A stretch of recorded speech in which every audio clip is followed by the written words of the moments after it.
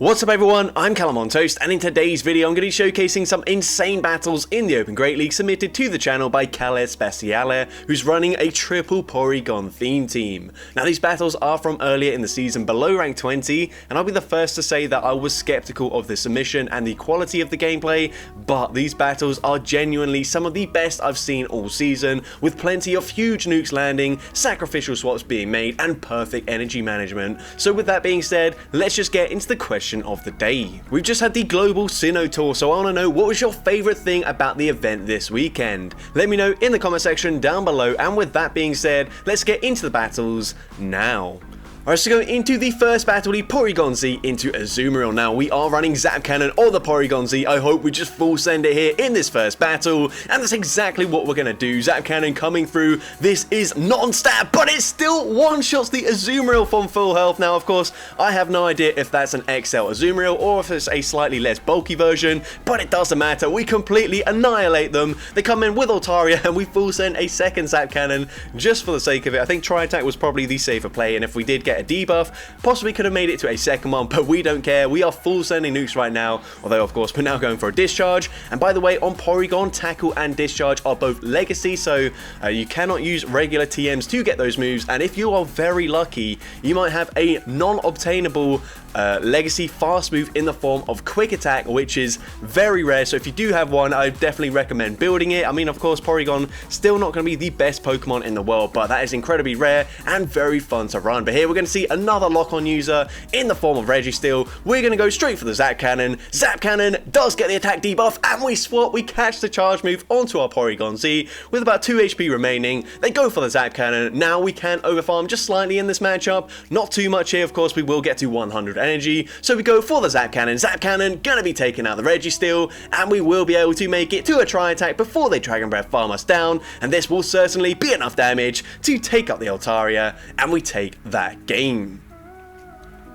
So going into the next battle, we see a Lantern in the lead. So we are typically just going to play out these lead matchups here. Of course, we've got 3 Pokemon that do basically the same thing, so there's not really any reason to swap out of bad matchups or good matchups or neutral matchups here, unless you just want to preserve some health, maybe catch a charge move here. We're going to let the Surf go through. That does quite a lot of damage. As I said, Porygon Z, bit of a glass cannon. The other 2 Porygons do have slightly more bulk to them, but we're able to take out the Lantern in the zero shield scenario, and then we swap out there. Once again, probably just saving that Porygon Z for a potential sack swap, since we were very successful in that first game with that sack swap. But here we're going to go for a discharge. Discharge does connect, and can we get a full tackle farm down? No, unfortunately not. They're going to make it to another charge move, and I think I agree with this play as well. Come in with our Porygon 2, go for the lock-on farm down, and the opponent's barely able to make it to another charge move. This is unfortunate, but because we get the lock-on farm down instead, we're going to come out with a ton of energy, and now the opponent's got 2 shields and a Galarian Stunfisk, a Pokemon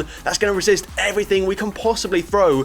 But this is their final Pokemon, so if we keep on firing off these Tri-Attacks and we keep on getting debuffs to their attack and defense, and if we keep on making catches like this, then we might actually be able to flip this matchup here. Unfortunately, the opponent does bait there with the Rock Slide, but still, that is 5 mud shots worth of energy wasted with that catch, and now we get another attack and defense drop. We're going to shield here. The opponent's going to go and bait again with a Rock Slide, but it doesn't matter. We should be able to very comfortably live an Earthquake from this range now with the triple debuff to their attack and defense. Unfortunately, not getting the debuff this time around, but the opponent finally gonna go for the Earthquake there. We still live it, and we're actually going to fire off the double resisted Zap Cannon, but they are triple debuffed, so it takes out the Galarian Stunfisk. What a BM that was insane, and we're able to take that game. But into the next battle, we're going to see a Unnovan Stunfisk this time in the lead, and we are going to let the first move go through. We're going to see that Mud Bomb does quite a lot of damage there. That is kind of crazy, since Stunfisk, pretty bulky Pokemon. Mud Bomb's typically not going to do that much, especially in neutral situations, but we are going to just barely be outpaced in this matchup. We're actually going to shield this time around, as we are now going to go for another Tri-Attack here. We're going to overfarm as much as possible, throwing just before they make it to the next charge move, and if the opponent overfarms, we will make it to another charge move, so instead we're actually going to swap out. We try to catch the move, they overfarm, but it doesn't really matter. They're still going to fire for charge move anyways, and the opponent's now going to swap into a Skarmory. Now, of course, we do have discharge. It's going to hit for super effective. It's not going to do anywhere near as much damage as the Zap Cannon from that Porygon Z, but still, we should put them into range where we can possibly just tackle farm them down here. The opponent is running Air Slash instead of the newly buffed Steel Wing, so we're actually able to get a full farm down there before they make it to another charge move or farm us down. Unfortunately, have to full send the Hyper Beam there as the discharge would be triple resisted, but they've got a load of Ninetales with a shield remaining in the back. We're going to go for a Tri Attack here, hoping for the debuff, and we do get the debuff. That should allow us to live this charge move here. It will be close, but I think we've got the charge move loaded now, and we will fire it off at the last possible second before we go down. Tri Attack coming through, gonna debuff their attack again, and now we can make it to another Tri Attack on the Porygon Z, taking out the Alola Ninetales, and we're able to take that game. So going into the next battle, we see another Lantern in the lead, so we are once again probably just going to stay in this lead matchup here. We are going to outpace them to a charge move, going to fire off the Tri Attack straight away. Tri Attack is going to get the attack and defense drop once again, and this should allow us to live anything they throw, even if it is a Thunderbolt. They just go for the Surf, and actually Thunderbolt probably would have taken us out there. It is crazy how much damage that does, even though they're debuffed, but we can go for another Tri Attack, debuffing them once again. Now we swap into our Porygon, and we can just tank whatever they throw. They're double debuffed. We can go for a full tackle farm down, and the opponent's going to come in with a Clodsire. Now we are running Hyper Beam on the Porygon. We're actually going to let this go through. This is going to be very close here. Sludge Bomb barely doesn't KO. We live with like 1 HP remaining. We can fire off a Hyper Beam, doing huge damage to the Clodsire. And now we're going to wait out our switch clock here, come in with the Porygon 2. Are we going to try and make a catch here? No, we don't try it straight away. We're also going to no-shield the first charge move. They go for a Sludge Bomb. We're now going to fire off the Tri Attack here, and this Tri Attack should be enough to KO from this range. They let it go down, and they've got a Trevenant in the back. Now, this is a little bit awkward since they do, of course, resist everything we can possibly throw, but we are at least double resisting the Shadow Claw damage, and we do still have a shield remaining. After using our first shield there up against the Seed Bomb, we full send the Zap Cannon, getting the debuff in the process. And now I think we can probably just go straight Tri Attack in this matchup. It is, of course, double resisted, but they're pretty low in health, so gonna go for the first one here, and if we get a debuff, then we can probably just go for a second Tri Attack, but no, we don't get the debuff, so instead, we're gonna swap once again, catching onto our 1 HP Porygon Z, and now we're actually gonna full send the Zap Cannon. A bit unnecessary, but we might as well go for it. Zap Cannon takes out the Trevenant, and we're able to take that game. So going into the next game, we got a Quagsire in the lead, so Quagsire will be able to outpace us to the charge moves, especially if they're running the Community Day move, Aqua Tail, as they do get there after just 4 mod shots, so not ideal. That does over half our health already. We go for a Tri Attack, also dealing about half their health, and we're going to swap, catch the next charge move onto our Porygon. They are debuffed, so it's not going to do that much damage, and as well, Porygon is a bit bulkier than the Porygon Z. Now, the opponent's going to come in with an Air Slash Mandibuzz. We're just going to go straight for the Discharge here. Discharge is going to be shielded by the opponent, so we're just going to let the move go through as well. They go for an Aerial Ace. I think we will barely make it to another Discharge here, but no, we just barely miss out. That is not ideal for us. We're now going to come in with the Porygon Z. We're actually going to shield this. Aerial Ace possibly would KO, and if it doesn't, they definitely would have KO'd before we made it to a Zap Cannon, but now we're going to full send the Zap Cannon. The opponent double shields the Mandibuzz there. Not ideal for us whatsoever. They're also going to bank a ton of energy, then swap into Serperior, so not ideal for us. We're going to go for a Tri Attack. Tri Attack is not going to get the debuff this time around, so we're actually going to no-shield the first charge move. It's just an Aerial Ace, so I wasn't counting, but this trainer probably was, so that's probably why they went for the no-shield there. Otherwise, I think Frenzy Plant is the hardest hitting move remaining from the opposing team here. So here we're going to go for the back-to-back Tri Attacks, taking out Serperior. They come back in with the Quagsire, and they will make it to another charge move very quickly. So we're going to shield the Aqua Tail, overform as much as possible. I thought we might try and make a catch there, but we don't go for it. We're instead going to go for the Tri Attack just before they make it to the next charge move, but we're not going to make it to a Zap Cannon, unfortunately. And this Tri Attack is going to get the attack debuff and defense debuff, but the opponent already at a charge move here on the Mandibuzz, taking us out there, and they can Air Slash, farm down the Porygon 2, and unfortunately we do lose that game. But going into the next battle, we're going to see Skarmory in the lead, so hopefully we can land another Zap Cannon right off the bat. We are going to full send it straight away. Once again, another Skarmory running Air Slash, and Zap Cannon one-shots the Skarmory. We take them out there, and they come in with Empoleon. So, I mean, we're not going to make it to another Zap Cannon, but they've just been one-shot by an electric type move. They're definitely going to be shielding here, and now we can come in with our regular Porygon. The nice thing here is, of course, we're running Discharge, which is a bit cheaper, although with Tackle, the energy generation isn't anywhere near as as good as lock-on, so it takes pretty much the same amount of time to make it to the discharge, but we take them out there, and the opponent's got a Toga Kiss in the back.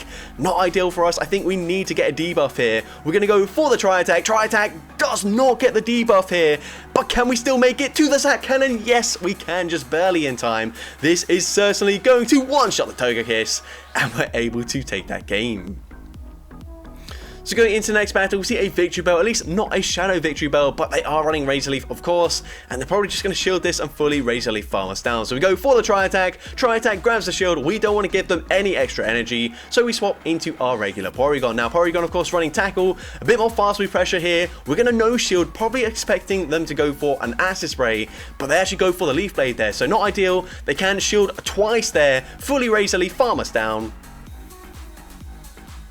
And now we have put them into range where we can just lock on farm them down, but they will grab a shield from us as they go for a second Leaf Blade. They're now going to swap into a Fire Spin Charizard, which did actually get a buff this season, of course, because Fire Spin now deals one more damage, but they get one shot by the Zap Cannon. And let's see what they've got in the back. They've got a Frost Breath Lapras, so this certainly looks like a slightly lower level battle, but it doesn't matter. Zap Cannon one-shots another Pokemon there, and we're able to take that game.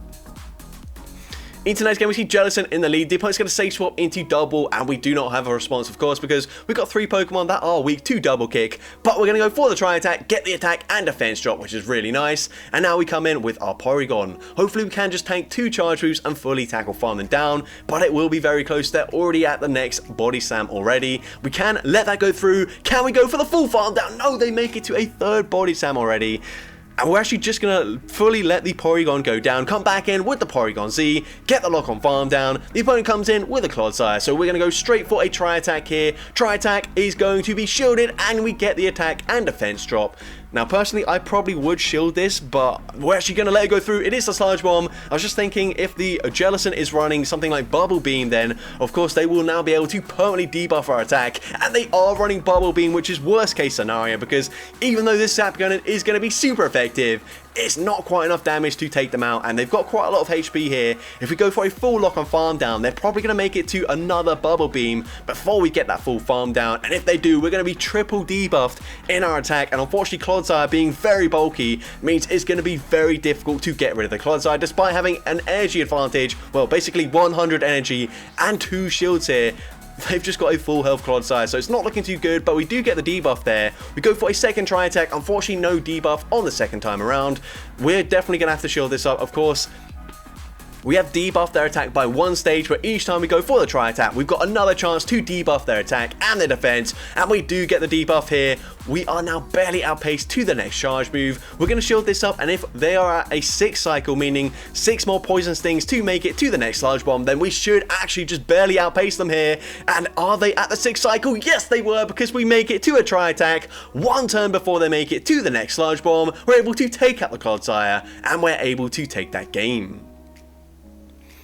So going into the next battle, we see Lantern in the lead. So going to fire off the Tri-Attack straight away once again. Tri-Attack goes unshielded. They're going to fire off straight away as well. So this will just be a Surf. We've seen already, we do live that. Not comfortably, but we do live it. We're going to overfarm as much as possible. That way, if they do let this go through and it KOs, they don't get any farm with their next Pokemon. But since we do grab the shield, we're going to swap out, preserve the Porygon Z for another sacrificial swap. And we come in with our regular Porygon. Now, we are going to shield the first one, let the next move go through. They go for a Surf, we can let that go through, go for the full tackle farm down. The opponent comes in with a Medicham. It's not looking good, but we are going to full send the Hyper Beam here. If this connects, Hyper Beam takes out the Medicham from full health, and they've got a Clodsire in the back, unfortunately only making it to a discharge. Hopefully we grab a shield though. The opponent might overestimate the energy generation from tackle there, and that's exactly what they do. We try to make the sacrificial swap there, expecting the opponent to throw after 1 Poison Sting, but they don't. They're now going to fire off an Earthquake. We're going to shield the first one. Actually, they're running Mud Shot, sorry. It doesn't really matter. The energy generation is exactly the same.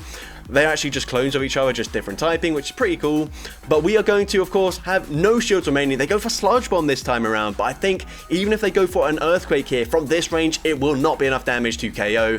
And we don't get the debuff here, but like I said, we have already debuffed them. We should be able to live this comfortably. Earthquake doesn't quite take us out there. Okay, I said comfortably, it definitely wasn't comfortable. But either way, we take them out with the Tri-Attack, and we're able to take that game.